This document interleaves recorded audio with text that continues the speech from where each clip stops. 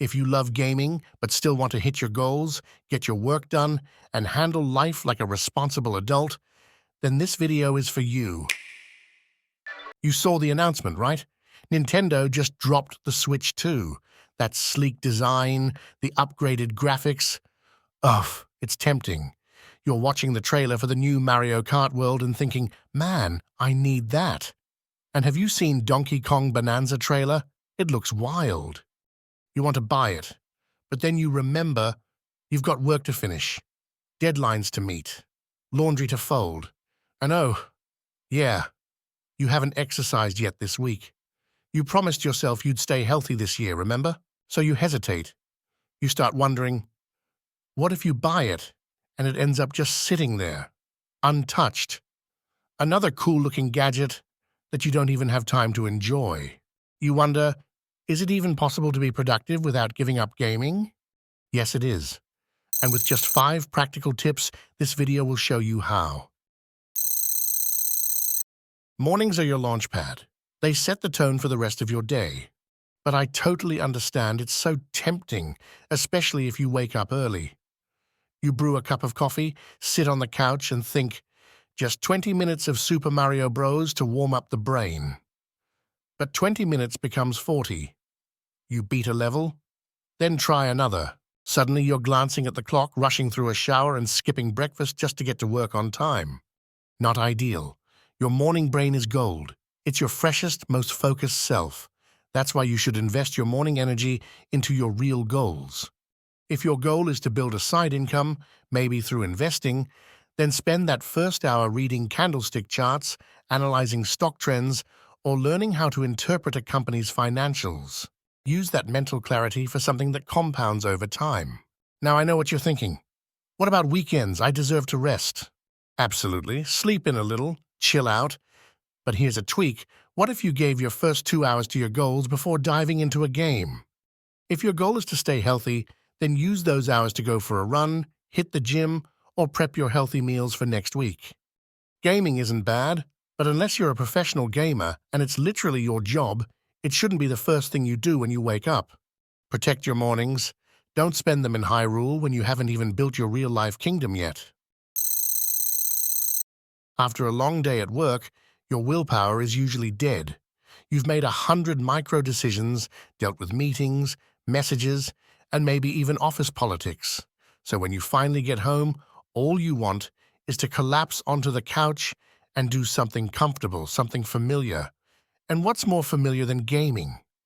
It's easy to slip into a routine. You drop your bag, grab a snack, turn on the console, and boom, Zelda is calling you.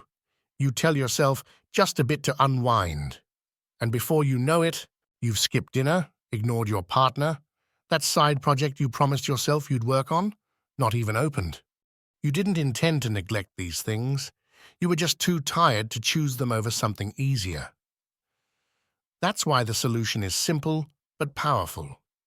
Spend the first 1-2 hours after work settling your priorities.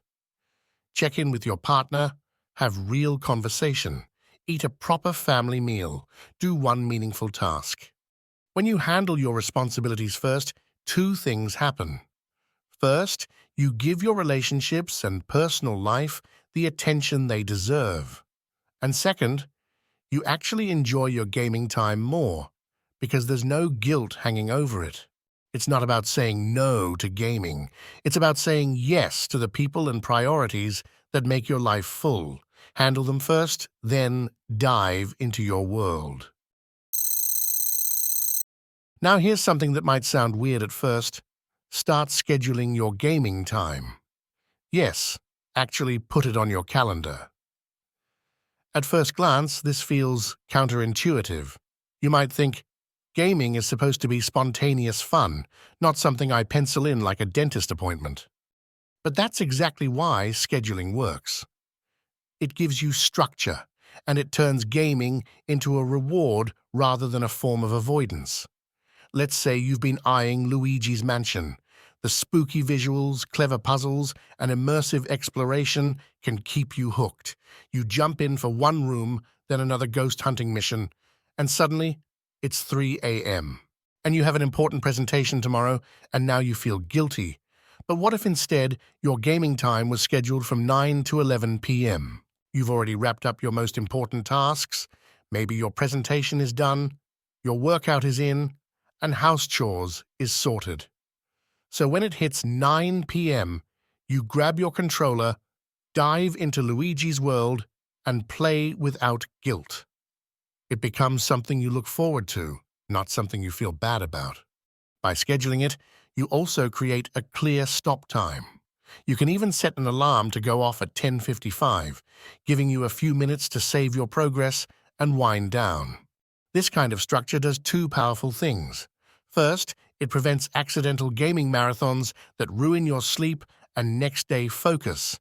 And secondly, it turns gaming into a deliberate reward for a productive day. When you game within limits you chose, you stay in control, and that feeling of control makes the gaming experience even better. So yes, it may sound odd to schedule your fun, but that's what protects it. And over time, this habit makes you more productive and lets you enjoy your favorite games without second-guessing yourself. If you want to fully enjoy gaming, then you need to increase your productivity during work hours. Because the more focused and efficient you are at work, the more freedom you have to relax later. You won't have tasks hanging over your head or deadlines creeping into your playtime. That's where flow comes in. Flow is that magical state where you're fully immersed in what you're doing. Time disappears. You forget to check your phone. You're just locked in. It's the same feeling you get when you're deep into a game. Maybe you're trying to beat a tricky level or solve a complex puzzle and suddenly an hour has flown by. But flow isn't just for gaming. You can train yourself to access that same zone while working. Start by setting yourself up for it. Silence your phone, close all unrelated tabs, and remove anything that could pull your attention away. Get clear on one specific task, like writing a report, analyzing a proposal, or clearing out your inbox. Then give yourself a focused time block, maybe 60 to 90 minutes, where you commit to that one thing. Once you enter that flow state, something shifts. Work stops feeling like a burden and starts to feel like progress. You're more engaged, you get more done, and best of all, you finish without dragging it out until the end of the day. That way, when it's finally time to game, your mind is clear. No nagging thoughts about unfinished work, no guilt, just pure, well-earned enjoyment. You've handled your responsibilities, and now it's time to recharge. So don't save your focus just for gaming. Use it to power through your day, and you'll make space to play freely at night. Let's zoom out for a second. Gaming isn't just about entertainment. For many people, it's about connection, joy, bonding. Maybe it's how you stay close with your younger brother who lives in another city. Maybe you and your partner both love cozy co-op games and play together on weekends. Maybe it's how you laugh with your kids after dinner, passing the controller, cheering each other on. These moments matter. They strengthen relationships, create memories, and even relieve stress. But what if you genuinely feel like you don't have time for it? You're drowning in responsibilities, work, errands, tasks, endless adulting. Where does gaming, even bonding, fit in? That's where I'm bringing in one of the most life-changing concepts I've come across: buy back your time, a term from Dan Martell's book. The idea is simple. Stop asking, how do I do more? Start asking, what can I outsource, automate, or eliminate so I can get time back for the things I love? Look at your week. What are the tasks that drain you and don't move you forward? Grocery shopping? Try delivery, house cleaning, hire help once a month, cooking every night?